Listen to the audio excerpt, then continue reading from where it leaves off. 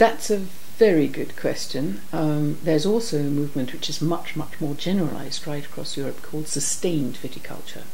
And this is true of all agriculture. Sustained agriculture as a general habit is coming in. And if you like, the best of the organic and biodynamic producers are the leaders of the charge. And the rest of the world is following. And what people are trying to do is have a lot more respect for the land itself than they've had for the last 50 or 60 years. People went slightly mad in the 60s, 70s and 80s as people discovered ways of controlling big vineyard areas for cultivation much more easily with far fewer people as people became more expensive to employ. And we're beginning to use a huge combination of herbicides, pesticides and artificial fertilizers of one sort or another, and it got to the stage it was out of hand. If you went around France about 20 years ago, you would have seen things, a vineyard which looked absolutely bald of all growth except the vines, because vines are relatively deep-rooted things, so you kill the surface plants, and that saved a lot of time and energy in some forms of cultivation. But over time, it caused the whole vineyard to become very unbalanced with what was being fed to it in ways of fertilizer and all sorts of things, and they've had to recapture that balance. And so in doing that, they've been harking back to what you actually need to do to make a vineyard work, and have been recognizing that there are ways of balancing the flora and fauna that are natural to the area and to the vineyard. So biodynamic viticulture had its roots in biodynamic agriculture generally, and that was explored from the beginning of the 20th century in particular, and was gradually refined and defined over that period of time. But the person who started doing that was a rather strange individual called Rudolf Steiner, and some of what he seemed to define sounds like witchcraft, to be honest, and everybody kind of took one step back and went, I don't think so, as a result. But when they actually came down to do it, it's almost like homeopathic medicine, particularly insofar as natural fertilizers are concerned, when they're making proper compost.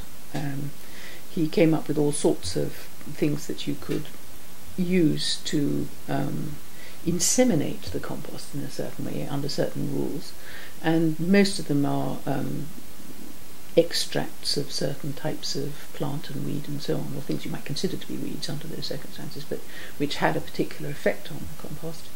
And if you do use it, people who have done it have observed quite simply that the compost turns out better. It's much more quickly invested with the worms it needs and everything else as well, and it turns out to be better and give more balance to the vines over time. So they did it, and the result of practical experiments with using the techniques that were defined by him and later by other people who might have been a little more sane and sensible are that you do eventually manage to get your vineyard into a better balance naturally when it's more resistant to quite a lot of the diseases that vines can have and they will have. It takes us some years to do it, and it's not easy.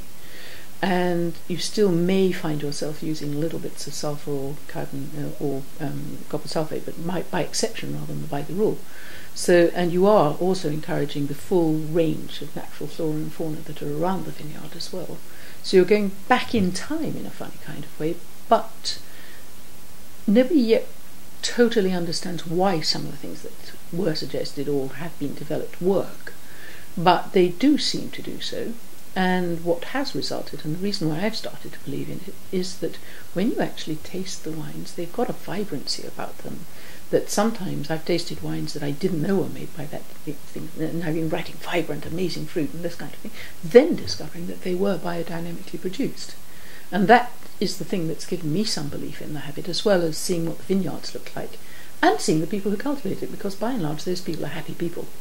And they're enjoying what they're doing enormously. They're very wedded to it, but they're results driven. And what's happening now is that, first of all, it's spread through the top end of Burgundy really quite seriously, and the Côte du Rhône among other places. It's also now spreading very seriously into Australia and California. Now those are people who, in terms of wine science, really know more about what they're doing than in practical terms, because there's much closer marriage between the people who do the research and the people who make the wine. And so winemaking generally, both as a practical pursuit in the cellar and as a science is much better understood by the people who are doing it. And even those people at the top end in some of the smaller vineyards there, they are beginning to adopt those habits, even though they do seem a little bit strange and weird and witchcraft-like and all the rest of it, because it's yielding results. And of course, they are now looking into the science of it to find out why the hell it's working.